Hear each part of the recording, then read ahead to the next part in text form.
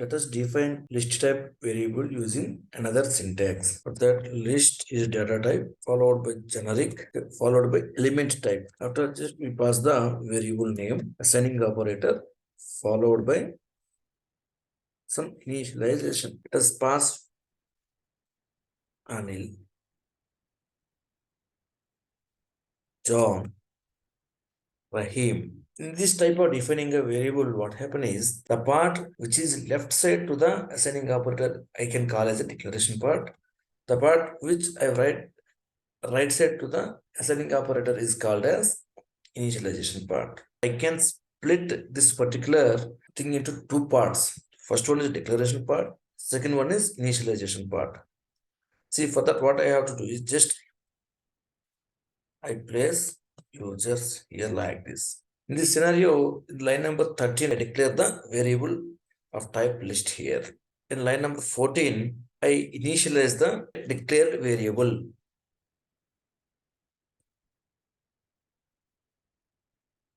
Here, what happens is, suppose if I want to print the users here, I'm able to see all elements in the console. If I want to see the individual element, any element, like suppose if I want to see the Rahim here, in such case, just I pass the index value of this particular Rahim here. What is the index value of Rahim here? 2. Suppose if I want to add an element to the list here, for that I can add elements in two possible ways. First possible way is like by using add method.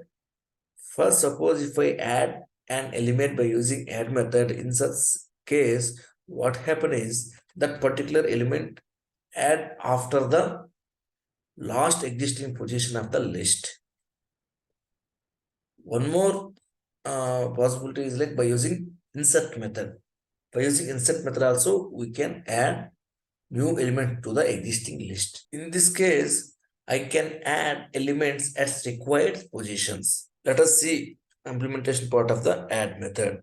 This particular add method, which is existing inside the list class, which expects one parameter of type element. Now, when I try to print the users again,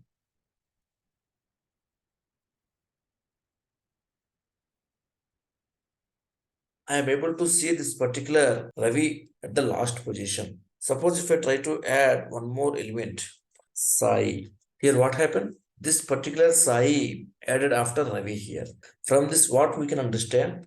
Suppose if I use add method for adding new element to the existing list, in such scenario, that particular element add at the last position. In real time, what happen is I am getting data from the server. In such case, what happen is there is no initial static value.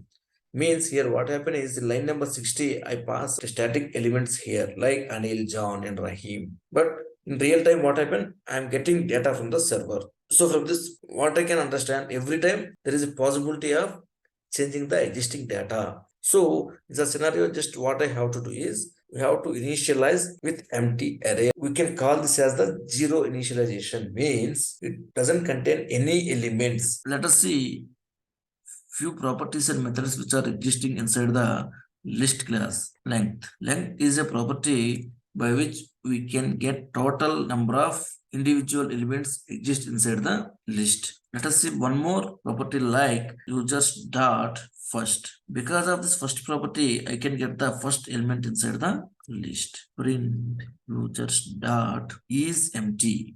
Is empty is a property of type boolean.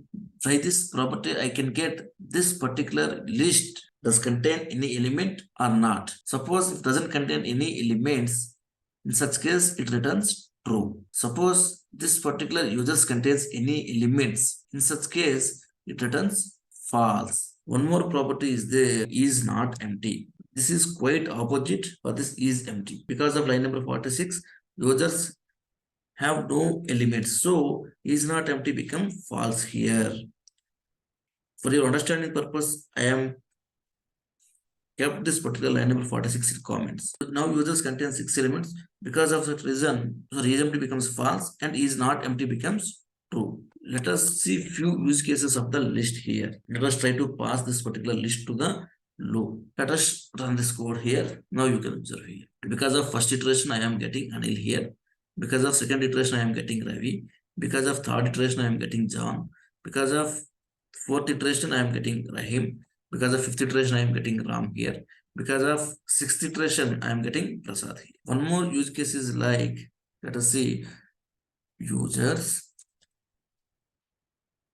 dot, there is a method inside the list class known as for each. This for each is a function which expects one more function as the parameter. That particular function is called as the inner function here. That particular function expects one parameter. Now just try to print the G here. Now let us observe what happened. See, because of this for each, what happened? I am getting all these values from Anil, Ravi, John, Rahim, Ram, Prasad. Here, what happened is this particular user has 6 elements, means its length is 6. So this particular for each loop repeats 6 times. For first iteration, what happened is this particular E stores Anil. For second iteration, it stores Ravi. For third iteration, it stores John.